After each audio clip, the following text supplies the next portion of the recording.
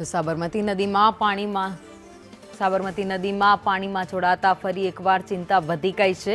આણંદના તારાપુર તાલુકાના ગામોની ચિંતા વધી છે। કાલોદરા ખડા ગામના ખેતરોમાં પાણી ઘૂસી ગયા છે। 200 કરતાં વધુ જમીન પર નદીના પાણી ફરી વળ્યા છે। ડાંગરના પાકને નુકસાન જવાની ભીતિ સેવાઈ રહી છે। બીજી તરફ શેરડી અને વાત્રક નદીની જળસપાટી પણ વધી ગઈ છે।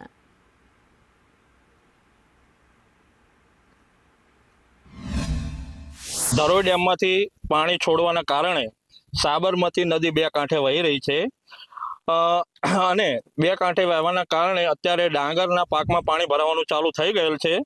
200 વીઘાની અંદર તો પાણી ભરાઈ ગયેલું છે, પણ જો સતત પાણી વધે તો સાંજ સુધીમાં 500 થી 700 વીઘામાં પાણી ભરાઈ જવાની બીક છે।